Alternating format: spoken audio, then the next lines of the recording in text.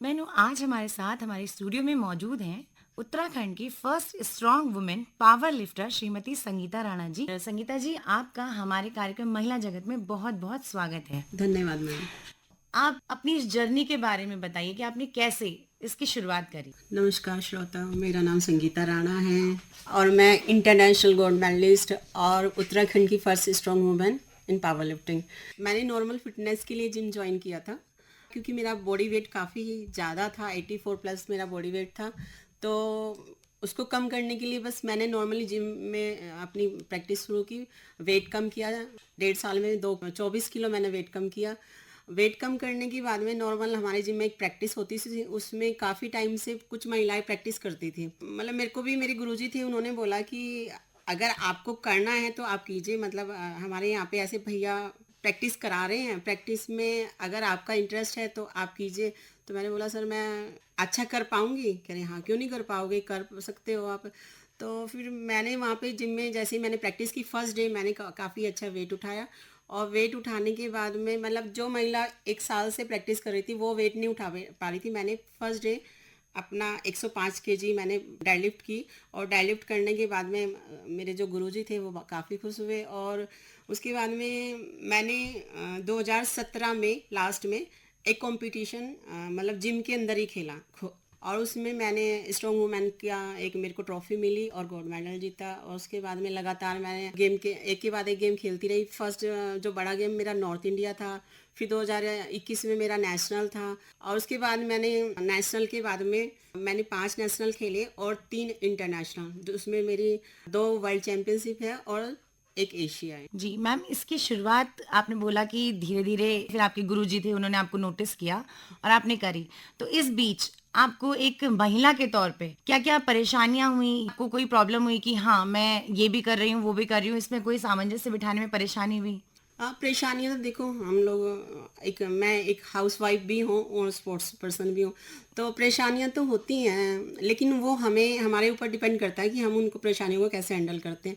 मेरे भी 2 बेटे हैं, मेरा भी पूरा घर का काम है, मेरे मतलब रिलेटिव भी है, फैमिली है, सब कुछ है, लेकिन उनको मैनेज भी करती हूँ। लेकिन मैं अपनी प्रैक्टिस नहीं छोड़ती हूँ। मेरे को इंजरियाँ भी होती हैं। मतलब एक हमारे यहाँ कहावत है कि महिलाएं वेट कैसे उठाएंगी, लेकिन मैं उठाती हूँ। मैं अपने बॉडी वेट का 3 गुना वेट उठाती हूँ। और परेशानियाँ तो ये है कि आती रहती हैं, लेकिन वो डिपेंड हमारे ऊपर होता है कि हमें डिपेंड मतलब उसको मैनेज कैसे करना है।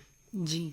और जैसे हम महिलाएं हैं, आपने कहा आपके बच्चे भी हैं, जी। आपके हस्बैंड भी है, फैमिली भी है, तो आपके इन सब में आपका मेन सपोर्टर कौन रहा है, जिन्होंने आपको हर हर समय पे हर एक स्टेप पे आपकी हेल्प करी और आपको मोटिवेट किया है? देखो, पहले सपोर्टर तो मेरे पापा हैं और शादी के पहली सपोर्ट मेरे पापा हैं। और दूसरा, अभी यहाँ तक जहाँ तक मैं पहुंची हूँ, मेरे हस्बैंड का पूरा सपोर्ट है उसमें। मतलब जीरो से लेके जो हीरो उन्होंने बनाया है मेरे हस्बैंड। जी। और मैं जितना भी मतलब ये होता है कि मेरा मन भी नहीं होता गेम खेलने का, लेकिन मेरे हस्बैंड बोलेंगे नहीं तुम जाओ, तुम खेलो। मतलब बच्चे संभालना और घर का भी, जैसे मैं बाहर जाती हूँ, कभी 10 दिन का टूर होता है मेरा, कभी 4 दिन का होता है, कभी एक हफ्ते का होता है।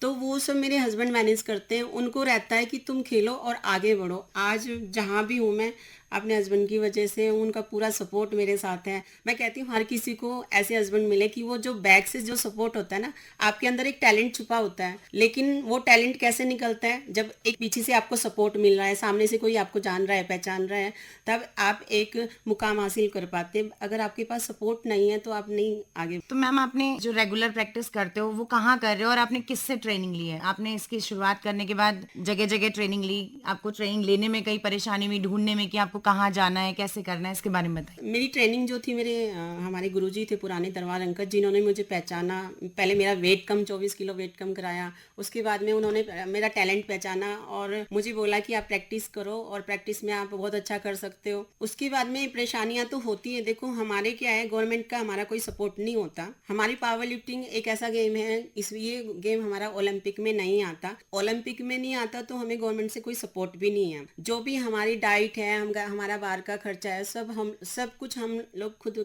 पे करते हैं, अपनी जेब से हमारा खर्चा होता है। चैलेंज ये है कि हमारे यहाँ हरिद्वार में ना वेट लिफ्टिंग की एकेडमी है, ना पावर लिफ्टिंग की एकेडमी है। हम जो प्रैक्टिस अपनी करते हैं वो एक जिम में करते हैं। उसमें पहले मेरे गुरुजी थे, मतलब तलवार अंकल थे, फिर शिवा भैया हुए। अभी जहाँ मैं प्रैक्टिस करती हूँ अंसार हुसैन भैया हैं, जहाँ मैं पावर लिफ्टिंग की प्रैक्टिस करती हूँ। 2 जिमों में मुझे जाना पड़ता है क्योंकि एक जगह प्रॉपर एक्सरसाइज हो नहीं पाती है। जहाँ पावर लिफ्टिंग सीखती हूँ वहाँ नॉर्मल फिटनेस के लिए नहीं होता, तो 3 दिन एक जिम में जाती हूँ। वो पावर लिफ्टिंग की जो प्रैक्टिस करती हूँ, जो मेरे गुरुजी हैं वो अंसार भैया हैं, और जो सेकंड जिम में है वो दूसरे जिम में मैं छोटी मसल्स की एक्सरसाइज है। मैम ये गेम खेलते खेलते आपको इतना टाइम हो गया है, तो आपने कौन से नेशनल या स्टेट लेवल और इंटरनेशनल लेवल पे भी अवार्ड्स जीते हैं? उत्तराखंड सरकार की तरफ से मेरे पास 5 अवार्ड हैं।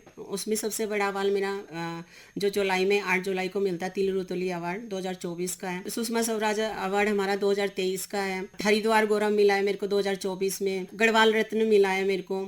तो मतलब मेरे पास उत्तराखंड सरकार की तरफ से मेरे पास 5 अवार्ड है। आगे आपकी फ्यूचर प्लानिंग होगी नेशनल अवार्ड्स की? हाँ, मेरी पूरी कोशिश है कि मैं अर्जुन अवार्ड के लिए अप्लाई करूँ। भगवान ने चाहे तो वो मिलेगा भी। बिल्कुल बिल्कुल। हाँ जी। और देखो मेरे को जैसे अवार्ड की बात है ना, जहाँ भी जिस लेवल तक भी मेरे को अवार्ड मिले हैं उसमें मेरा सपोर्ट करने के लिए मेरे गुरुजी हैं अभी, जो मेरे को मोटिवेट करते हैं।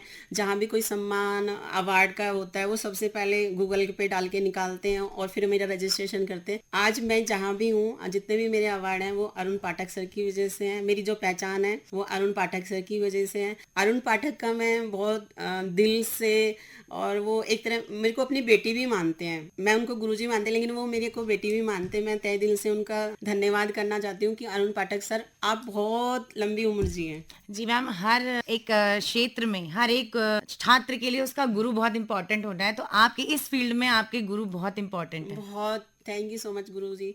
तो मैम अब फ्यूचर प्लान क्या है कि अब आपको कौन से कहाँ कहाँ गेम्स खेलने के लिए जाना है? अभी मेरे को 4 जुलाई को मेरी फ्लाइट है। मेरा 5 जुलाई से 12 जुलाई तक जापान में एशिया है और मैं जा रही हूँ। मेरी तैयारी मेरी बहुत अच्छे से चल रही है। और उसके बाद में मेरा है कि मेरे को हरिद्वार में एक पावर लिफ्टिंग की एकेडमी खोलनी है। अगर उत्तराखंड सरकार मेरी उसमें सपोर्ट करती बहुत अच्छा है, नहीं तो मेरे को अपने बेस पे खेलना है। और मेरे को गरीब बच्चों को फ्री मतलब ट्रेनिंग देनी है। बहुत सारे पेरेंट्स ऐसे हैं जो नई टैलेंट समझ पा रहे हैं, टीचर नहीं समझ पाते, तो मेरे को ये है कि जिम में बच्चे आए और मैं उनका टैलेंट समझूं। कोई उनसे पेमेंट नहीं लूंगी, मैं फ्री उनको डाइट दूंगी, फ्री उनकी ट्रेनिंग होगी। बस अगर मेरा सरकार सपोर्ट करती है, मेरा सामान रखवा देती है पावर लिफ्टिंग का, तो बहुत अच्छी बात है। नहीं तो मेरे को अपने बेस पे जाके फ्री कोचिंग देनी है गरीब बच्चों को। जी, ये बहुत अच्छा एक विचार है कि हाँ, हमें बच्चों को आगे करना है। और आज की जनरेशन तो बहुत है जो गेम्स में आगे चल रही है। बहुत सारे बच्चे ऐसे मैम कि मतलब हम लोग टैलेंट नहीं समझ पाते, और वो टैलेंट आपको ना बड़े घरों में नहीं मिलेगा। जो गरीब बच्चे झोपड़ियों में रहते हैं, जिनका पीछे से सपोर्ट नहीं होता ना, वो बस हमें देखना पड़ता है कि किस बच्चे में क्या टैलेंट है और हमें कैसे निकालना है। जी, ये चीजें हैं। आपने जैसे बताया कि आप गरीब बच्चों को आगे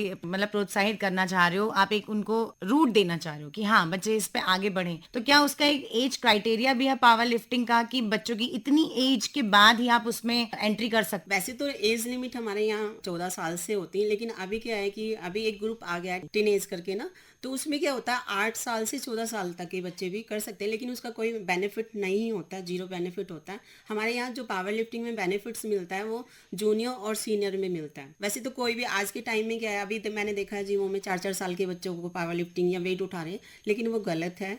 उससे कोई हमें बेनिफिट नहीं है, बच्चों की मसल्स तोड़ने वाली बात है। और इसका तो जो राइट एज है गेम में, जो हमारी पावर लिफ्टिंग में, तो वो 18 से 24, और उसके बाद में सीनियर आता है 24 से 40 तक। तो बेनिफिट्स इन्हीं दो कैटेगरी में मिलता है और उसी में मेरे को बच्चों को निकालना है। मैं चाहती हूँ कि जब मैं एकेडमी खोलूँ, मेरे जो एकेडमी से बच्चे नेशनल लेवल और इंटरनेशनल, तो मैं उन बच्चों को इंटरनेशनल लेवल तक खिलाऊंगी और खुद सपोर्ट करूँगी। और मैं टैलेंट निकालना चाहती हूँ ऐसे बच्चों का ना। अच्छा विचार है मैम, बहुत अच्छा है कि जो बच्चे इस चीज के अभाव में हैं और उनमें टैलेंट है तो वो आगे आ सके, बढ़ सके और हमारा फ्यूचर अच्छा हो गेम्स के मामले में। जैसे आजकल हर देश अपना फ्यूचर बना रहे हैं गेम्स में, और बच्चे भी हैं, तो हमारा इंडिया भी आज निरंतर आगे बढ़ रहा है गेम्स के क्षेत्र में। तो मैम जैसे आपने एज स्टार्टिंग बताई, कोई एज लिमिट भी है लास्ट की, मतलब पुरुष या महिलाएं इस एज तक ही पावर लिफ्टिंग कर सकती हैं? नहीं, एज लिमिट कुछ नहीं होती है। हमारे यहाँ पे कैटेगरीज होती हैं, एज कैटेगरी होती है, बॉडी वेट कैटेगरी होती है। तो क्या होता है, जो बेनिफिट्स मिलते हैं वो 42 ईयर्स तक मिलते हैं, लेकिन उसके बाद में मास्टर ए होता है, मास्टर बी होता है, मास्टर सी डी तक होता है। हमारे यहाँ पे है कि छोटे बच्चों को वेट नहीं उठाना, या बूढ़े लोग 40 के बाद वेट नहीं उठाएंगे। हम विदेशों में जाते हैं, हमारे विदेशों में जो गेम होते हैं वहाँ पे 84 प्लस 80 प्लस मतलब जो एज कैटेगरी होती है, मतलब मास्टर डी तक खेलने आते हैं। जो मास्टर डी होता है वो 90 से 100 तक होता है। और मैम वेट की कोई कैटेगरी है? हाँ, वेट बॉडी वेट कैटेगरी होती है। मतलब नहीं, आप जो वेट लिफ्ट कर रहे हो उसकी भी कोई कैटेगरी? नहीं, उसकी कोई लिमिट नहीं होती, जितना आपकी प्रैक्टिस होती है और प्रैक्टिस के अकॉर्डिंग ही आपको वेट उठाना होता है। तो जैसे आप कितने वेट लिफ्टिंग में करते हो कि कोई एक मेरा फिक्स है, body- इतना टाइम, हाँ। इतना मतलब किलोग्राम है, इतना कोई नहीं, क्राइटेरिया? मेरा क्या है, मेरा एज मतलब जो एज कैटेगरी वो सीनियर में खेलती हूँ, और मेरे जो बॉडी वेट है वो 69 केजी है। लेकिन मेरा जो अभी तक हैवीएस्ट लिफ्ट रही है उत्तराखंड में, नेशनल में, मैंने जो हाईएस्ट लिफ्ट मारी है वो 180 मारी है। और उसका कोई वो नहीं होता कि हमें लिख के दिया जाता है कि आपको इतना ही उठाना होता है। वो आपके बॉडी वेट, जितनी भी आपकी प्रैक्टिस होती है, कोई बच्चा 100 से स्टार्ट करता है, कोई बच्चा 200 से स्टार्ट करता है, तो उसमें कोई वो नहीं होता कि हमें मिनिमम इतना ही वेट उठाना है या हैवीएस्ट इतना ही उठाना है। वो आपकी प्रैक्टिस पे डिपेंड करता मतलब है। आप जितना उठा सकते हो वो आप पे डिपेंड है, बिल्कुल। कोई फिक्स नहीं है क्राइटेरिया। जैसे हम कुश्ती, हाँ, जैसे उसमें वेट होता है ना कि इतने वेट में खेलना है आपको, इतने वेट में खेलना है, तो इसमें ऐसा नहीं है। नहीं, बॉडी वेट का होता है कि हमें इतने बॉडी वेट में खेलना है। जैसे हमें बॉडी वेट मेंटेन करना पड़ता है, हमारा भी यही होता है कि हमें 69 में अगर हमने एंट्री दी है तो हमें 69 बॉडी वेट वहाँ पे दिखाना है। बाकी लिफ्ट की बात होती है, लिफ्ट आपकी प्रैक्टिस पे डिपेंड करती है कि आपकी प्रैक्टिस कितने तक है, आपका बॉडी वेट कितना उसको ले पाता है लिफ्टिंग को। तो वो सारी चीजें होती है। बाकी कोई ऐसा वो नहीं होता कि आपको इतना ही वेट उठा। जी संगीता जी, अंत में हम ये जानना चाहेंगे कि जो हमारी श्रोता महिलाएं हैं, वो अगर इस क्षेत्र में जाना चाहती हैं, या जो अभी आज की जनरेशन है वो अगर इस क्षेत्र में जाना चाह रही हैं, तो उनके लिए क्या चुनौतियां हैं और वो कैसे, किस तरह से इस लिफ्टिंग के क्षेत्र में जा सकती हैं? देखो, चुनौतियां तो होती हैं, चुनौतियां तो हमारे बचपन से स्टार्ट होती हैं, है ना। घर में भी होती हैं, घर के बाहर भी चुनौतियां होती हैं, लेकिन उनको वही मैंने बोला है कि उनको मैनेज करना होता है कि हम कैसे कर पाती हैं। वे जा सकती है। देखो, अगर एक मैं नॉर्मल हाउस वाइफ थी, है ना, मेरा बॉडी वेट भी बहुत है, मैंने कभी नहीं सोचा था कि मैं नेशनल इंटरनेशनल खेलूंगी या वहां से गोल्ड मेडल लाऊंगी और मेरे को इतने सारे अवार्ड मिलेंगे। मैंने कभी नहीं सोचा था। वैसे ही हर किसी के अंदर एक टैलेंट छिपा होता है।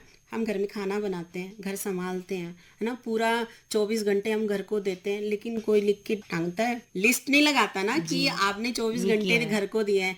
लेकिन आप अगर अपने लिए 2 घंटे या 3 घंटे या मिनिमम 1 घंटा भी आप निकाल रहे हो तो आपकी पहचान बनेगी। और पावर लिफ्टिंग कोई इतना टफ गेम नहीं होता कि कोई नहीं कर सकती। ये हमारे दिमाग में बैठी हुई चीजें हैं कि लेडीज या महिलाएं मतलब वेट नहीं उठाएंगी, वेट उठाएंगी तो ये प्रॉब्लम हो जाएंगे। कुछ नहीं होता। हर महिला, मैं तो कहती हूँ, हाँ, जो मतलब घर में नॉर्मल जिसको पता भी नहीं होगा ABCD जिम में जाके, जिम की, वो भी जाके वेट उठा सकती है। और मतलब मैं तो यही कहूंगी कि हर कोई अपनी पहचान बना सकती है। जी, तो संगीता जी, इतनी सारी जानकारी देने के लिए, हमारी महिलाओं को इस क्षेत्र में आगे बढ़ने के लिए मोटिवेट करने के लिए आपका बहुत बहुत धन्यवाद। Thank you so much.